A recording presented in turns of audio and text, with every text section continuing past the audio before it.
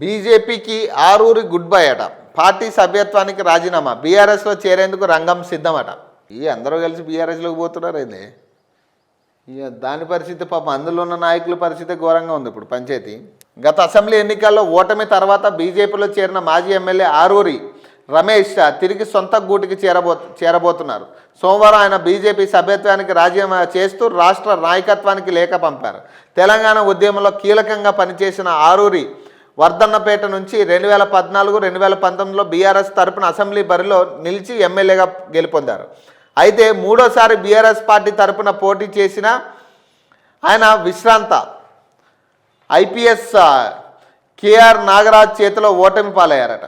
అనంతరం ఆయన బీజేపీలో చేరిన సంగతి తెలిసిందే. అయితే ఆయనకు ఆ పార్టీలో అనుకున్న స్థాయిలో పదవులు రాకపోవడంతో తిరిగి బీఆర్ఎస్ గూటికి చేరబోతున్నట్లు తెలుస్తున్నది.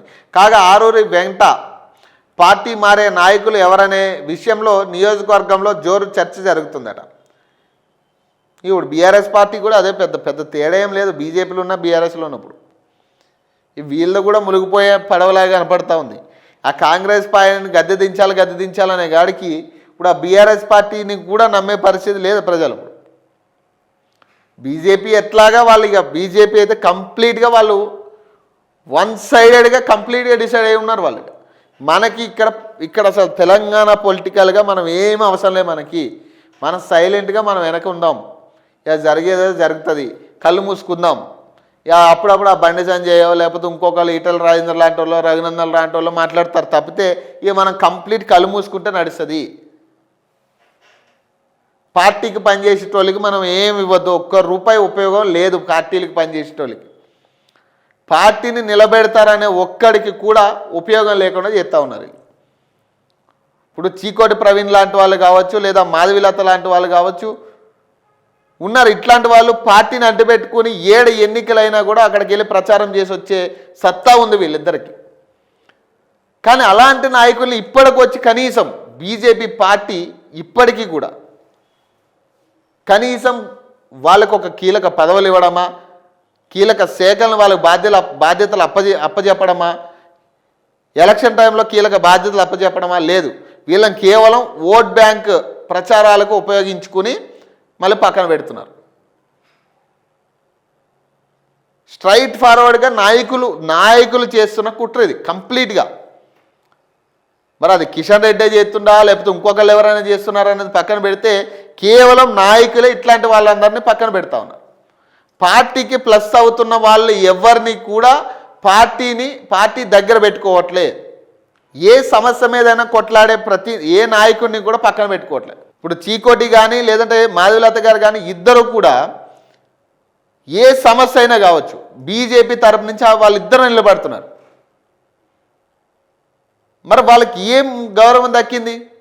అసలు మీరు అసలు అధికారంలో ఉన్నా లేకపోయినా అసలు పార్టీలో వాళ్ళకి ఇచ్చిన కీలక పోస్ట్ ఏది? ఏం పోస్ట్ ఉంది?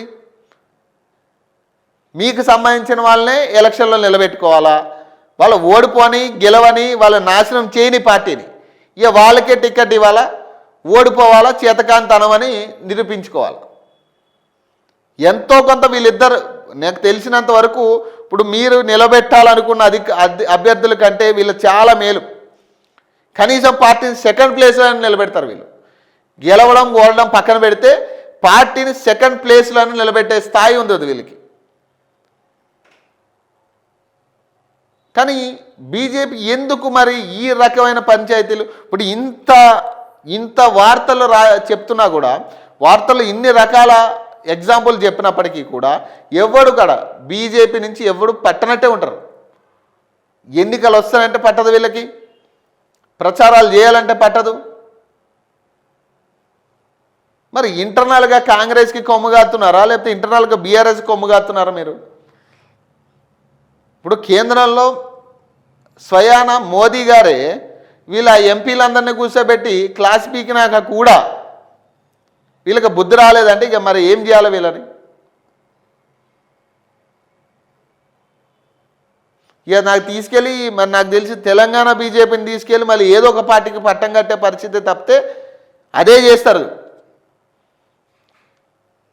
ఇప్పుడు కనీసం ఆ థర్డ్ ప్లేస్లో కూడా ఉండే పరిస్థితి లేదు బీజేపీ ఇక్కడ.